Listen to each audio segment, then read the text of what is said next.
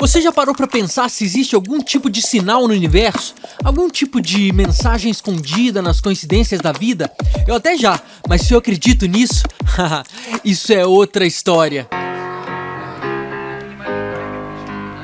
We've come a long, long way together, through the hard times and the good. I have to celebrate you, baby. I have to praise you like I should.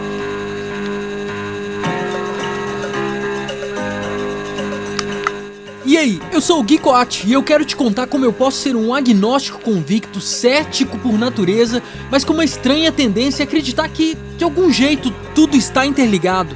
Por exemplo, havia um livro, que também é um filme, chamado Guia do Mochileiro das Galáxias. Nele, alguns seres programam um supercomputador para encontrar a resposta para a vida, o universo e tudo mais. Após milhares de anos, esse supercomputador processa a resposta e a resposta é... 42. 42? Cara, 42? A resposta não só decepcionava a mim, como decepcionava a todos que leram o livro, o filme. E eu fiquei intrigado com isso, pesquisei pra caramba pra saber o que é esse tal de 42, mas na verdade o próprio autor diz que inventou esse número de uma forma aleatória e sem sentido mesmo. Então pronto, o assunto tá resolvido, 42 não significa nada, certo? Não sei não, viu? Então deixamos esse filme um pouco de lado, porque eu preciso esclarecer que o que eu conto aqui é sobre a minha vida, mas também pode ser sobre a sua vida. Troca os acontecimentos e você vai perceber que a lógica é a mesma, então acompanhe meu raciocínio pensando nisso. No episódio anterior eu contava sobre minha busca por reconhecimento e por respostas. O que eu não sabia é que minha vida me levaria a explorar, descobrir e viver. E agora a minha vida, ou destino se você preferir, me levou a virar um comandante de barco. Então alguém me disse que eu só seria um verdadeiro comandante quando eu tiver o meu próprio barco. Cara, como eu odeio as pessoas. Eu sou ansioso, aquilo bateu em mim como uma obrigação. No início de 2023 eu só queria assistir o próximo episódio de uma série qualquer, mas agora eu quero o meu próprio barco. Mas um barco custa o quê? Milhares de euros?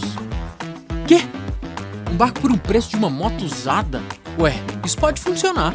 Decidi então fazer algumas ligações, pegar algumas opiniões e ver o que o pessoal achava. É claro que todo mundo começou a me dizer que isso era uma completa loucura, comprar um barco assim do nada. Mas cara, eu vou te dizer, quando eu coloco uma coisa na cabeça, eu vou até o final. Foi então que eu comecei a vender todas as minhas coisas, juntei o dinheiro e saí em busca desse barco. A busca começava pela internet, encontrar anúncios, enviar mensagens, e então os proprietários começaram a me convidar para visitar o barco deles. E eu fui mesmo. E eu viajei por toda a Itália, cada cidade, cada porto, cada barco que visitei contava uma história diferente, mas nenhuma parecia ser a minha. Em Roma eu sentia a história da cidade, mas o barco parecia pertencer a outro tempo, outra vida. Nápoles era vibrante, cheio de energia, mas o barco ostentoso demais, grande demais. Livorno foi diferente, o mar estava presente, mas ainda assim algo não se encaixava. Na verdade, o meu orçamento não encaixava. Então, um pouquinho mais embaixo, uma cidade que eu nunca ouvi falar, chamada Rosignano. O barco da vaga 42.